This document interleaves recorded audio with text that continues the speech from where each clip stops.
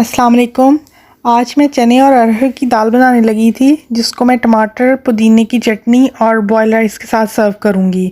اور آج میں آپ سے اللہ پر توکل اور یقین کی ایسی کہانی شیئر کر رہی ہوں جو آپ کو بہت پسند آئے گی، کیونکہ اس کہانی نے میری زندگی میں بہت سے مثبت اثرات چھوڑے ہیں۔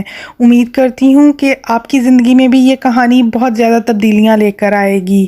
آفس کا مالک یعنی باس روز اپنے آفس میں بیٹھ کر شیشے سے باہر اپنے عملے کو کام کرتے ہوئے دیکھتا اور ڈیلی اپنے ورکرز کی روٹین کو چیک کرتا تھا۔ باس نے کچھ دنوں سے نوٹ کیا کہ احمد نام کا ایک لڑکا بہت محنت اور بہت دلچسپی سے کام کرتا ہے۔ انہوں نے اس کو نوٹ کرنا شروع کر دیا۔ ایک ہفتہ اس کو دیکھتے رہے اور نوٹ کرتے رہے اور ان کو اس لڑکے کا اس طرح دل جمی سے کام کرنا بہت اچھا لگا۔ انہوں نے پی این کو بلایا اور اس کو کہا کہ احمد کو اندر بھیجو۔ احمد جب اندر آتا ہے تو وہ کہتے ہیں کہ میں تمہارے کام سے بہت خوش ہوں، تم بہت دلچسپی سے اور بہت اچھا کام کرتے ہو اور بہت زیادہ محنت کرتے ہو۔ میں تمہاری اس محنت سے بہت خوش ہوں اور میں اس خوشی کا اظہار تمہاری تنخواہ کو بڑھا کر کرنا چاہتا ہوں۔ یہ میں تمہاری تنخواہ بڑھا رہا ہوں اور میں نے تمہاری تنخواہ 35,000 سے بڑھا کر 40,000 کر دی ہے۔ احمد کھڑا ہوا اور اپنے باس کا شکریہ ادا کیا اور دوبارہ جا کر اپنے کام میں لگ گیا۔ وہ اسی دل جمی اور اسی محنت سے کام کرنے لگ گیا۔ وہ روز آفس آتا، روز اسی طرح محنت سے اپنا کام کرتا۔ وہ باس کی نظروں میں آ گیا تھا۔ باس روز اس کو اور اپنے باقی سٹاف کو دیکھ رہے ہوتے تھے۔ آہستہ آہستہ باس کو یہ محسوس ہونے لگا کہ شاید میں نے اس کی تنخواہ بڑھا کر غلط کیا ہے، کیونکہ اب یہ اس طرح دل جمی سے کام نہیں کرتا۔ باس کو ایسا لگ رہا تھا کہ یہ کام پہلے کی طرح محنت سے نہیں کر رہا، یہ اب کم توجہ دے رہا ہے۔ باس نے اس کو بلایا اور احمد کو کہا کہ مجھے فیل ہوتا ہے کہ تم کام کو پہلے کی طرح دلچسپی سے نہیں کر رہے۔ میں تمہیں جو تنخواہ 40,000 دے رہا ہوں وہ نہیں دے سکتا، کیونکہ کام تم دلچسپی سے نہیں کر رہے۔ میں تمہاری تنخواہ واپس 35,000 کر رہا ہوں اور تم نے کام کرنا ہے تو ٹھیک ہے، آج سے تمہاری تنخواہ 35,000 ہے۔ احمد کھڑا ہوا اور کہا تھینک یو سو مچ سر، اور واپس جا کر اپنے کام میں لگ گیا۔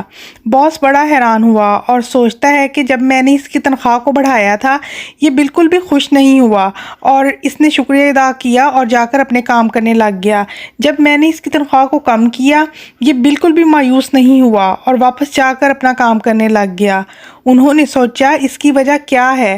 انہوں نے وجہ سمجھنے کے لیے احمد کو دوبارہ اپنے آفس میں بلایا اور پوچھا جب میں نے تمہاری تنخواہ بڑھائی تھی تم ذرا بھی خوش نہیں ہوئے، تم نے شکریہ ادا کیا اور چلے گئے، اور جب میں نے تمہاری تنخواہ کم کی ہے تم تب بھی ناراض نہیں ہوئے اور چپ چاپ جا کر کام کرنے لگے۔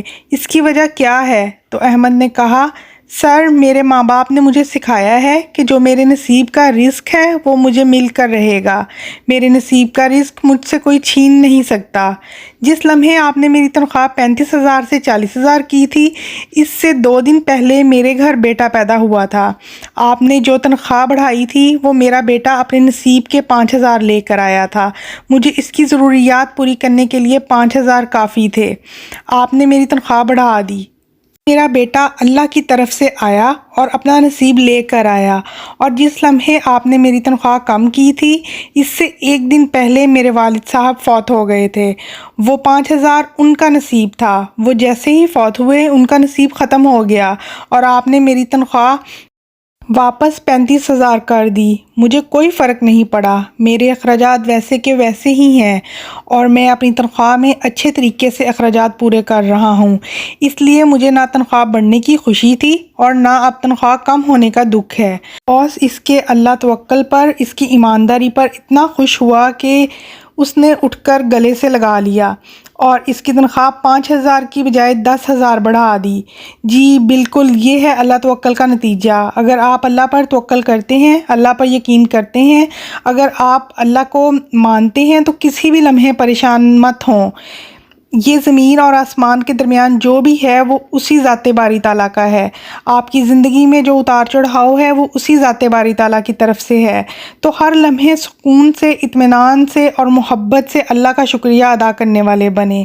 میرا تو ایمان ہے وہ آپ کو کبھی مایوس نہیں کرے گا۔ Thank you. اللہ حافظ۔